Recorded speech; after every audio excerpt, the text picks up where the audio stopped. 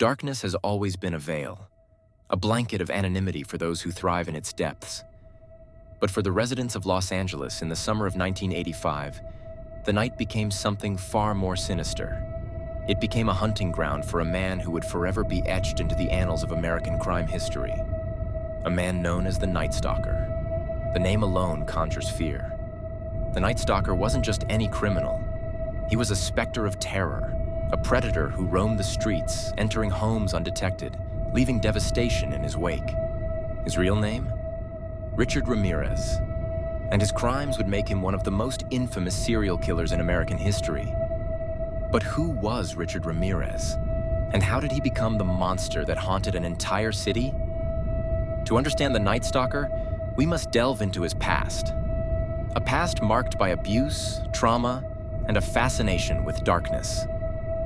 Born in El Paso, Texas on February 29, 1960, Ramirez grew up in a household plagued by violence. His father's temper often boiled over, leaving scars on the young boy, both physical and emotional. By his teenage years, Richard was exposed to even darker influences, including his cousin, a Vietnam War veteran who regaled him with tales of brutal violence and murder. These early experiences planted the seeds of what would grow into a twisted psyche. Richard began experimenting with drugs, dropped out of high school, and eventually moved to California. It was there, in the bustling streets of Los Angeles, that his murderous spree began. The Night Stalker's reign of terror began in earnest in 1984. His first known victim was Jenny Vincow, a 79-year-old woman whose lifeless body was discovered in her small home in Glassell Park. Her throat had been slashed with such force that her head was nearly severed from her body.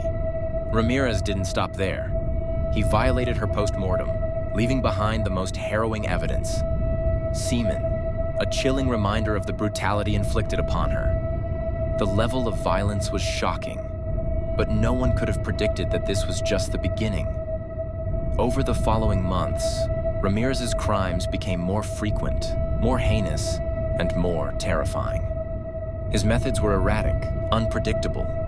Each attack, a new horror. As the media spread news of his crimes, fear gripped the city. Los Angeles residents began arming themselves with anything they could. Baseball bats, knives, even makeshift alarms. People stayed indoors, windows were boarded up, and neighborhoods transformed into fortresses. Yet, despite the fear, Ramirez continued to elude capture.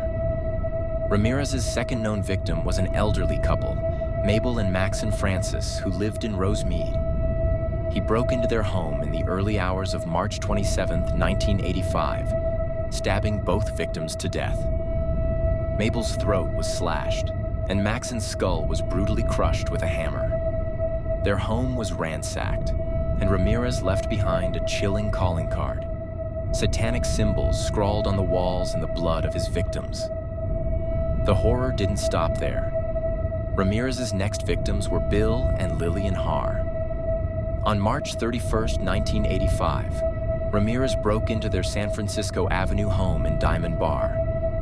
Bill, who had confronted Ramirez, was shot execution style, while Lillian was raped, her lifeless body left discarded in the bedroom. Ramirez escaped, leaving a trail of psychological trauma for their family to endure. What made the Night Stalker so terrifying was his lack of a clear pattern. He struck at random, often targeting elderly couples, lone women, or families, regardless of age or gender. Survivors describe the horror of waking to find him standing over them, his chilling gaze piercing through the darkness. He didn't just kill, he savaged his victims, leaving behind scenes of carnage that defied comprehension. One of the most haunting attacks occurred on May 29, 1985, when Ramirez broke into the home of Whitney Bennett, a 16-year-old girl living in Monrovia. Ramirez brutally beat Whitney with a tire iron, leaving her for dead.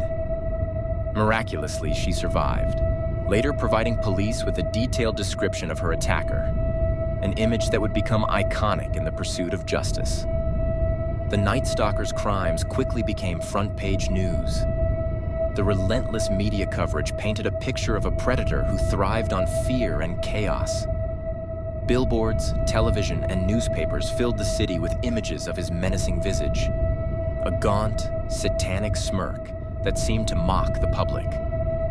Los Angeles was gripped by terror. People hesitated to leave their homes after dark, afraid of becoming the next victim in the Night Stalker's grim collection. Throughout this period, the Los Angeles Police Department faced immense pressure. Detectives and law enforcement agencies across California worked tirelessly to unravel the puzzle of Ramirez's identity. Yet the randomness of his attacks left them struggling to form a cohesive profile of the killer. Ramirez's crimes weren't confined to murder alone. His attacks included brutal sexual assaults, home invasions, and senseless acts of cruelty.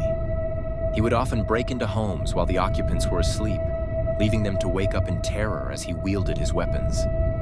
The psychological toll on survivors was immense. Victims often spoke of the profound sense of helplessness and fear that lingered long after the physical wounds had healed. In one particularly harrowing case, Ramirez broke into the home of Mary Louise Cannon in her Glendale apartment. Her skull was bashed in with a hammer, her body discarded in the bathtub. Ramirez used her lipstick to write Jack on the wall, a chilling reference to his own name for the devil, further deepening the horror and mystique surrounding his crimes. Despite his reign of terror, Ramirez's luck eventually ran out. On August 30th, 1985, a crucial break in the investigation occurred. Police discovered a car abandoned near Sierra Madre, containing a trove of damning evidence.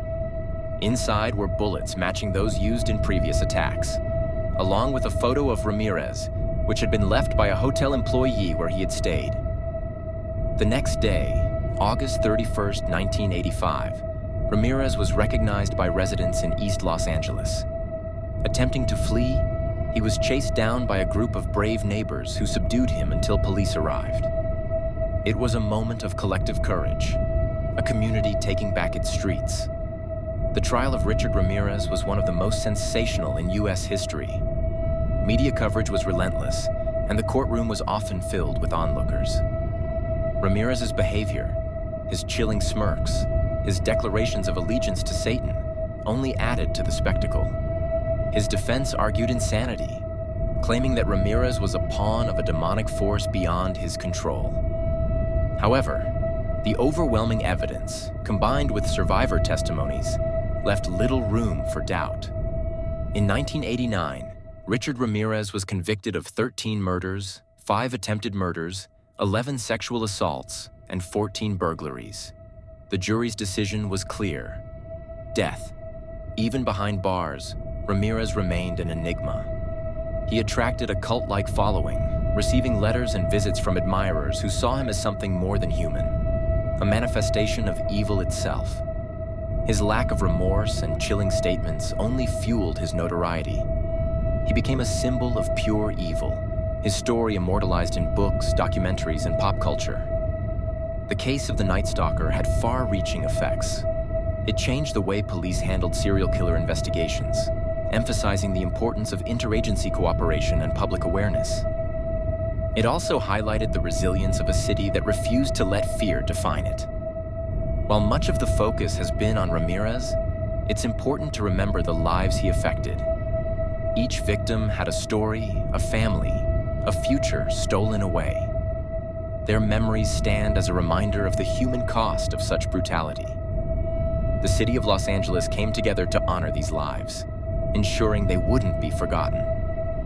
Richard Ramirez's name continues to echo in the halls of true crime history. From documentaries to dramatizations, his story has fascinated and horrified audiences worldwide. But this attention has also sparked debates about the ethics of sensationalizing such figures. Are we remembering the victims or glorifying the perpetrator?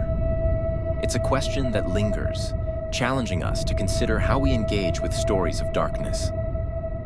The Night Stalker case left a lasting imprint on law enforcement. Advances in forensic science, the use of psychological profiling and community engagement became critical tools in preventing and solving crimes. The bravery of survivors and the vigilance of ordinary citizens proved that even in the face of terror, humanity's resilience can prevail. Richard Ramirez died of natural causes in 2013 while on death row. But his legacy, a legacy of fear and horror, lives on. The Night Stalker reminds us of the darkness that can lurk in the most unexpected places, and the resilience of a community determined to face it. The story of the Night Stalker is a chilling reminder that even in the brightest cities, shadows can stretch long and far. But in those shadows, the strength of a united community can shine through. Los Angeles, once gripped by terror, stands as a testament to hope and resilience. Thank you for watching this deep dive into one of the darkest chapters of true crime history. If you found this video informative, please like, subscribe, and share. Let us know your thoughts in the comments below. Stay safe, and we'll see you in the next video.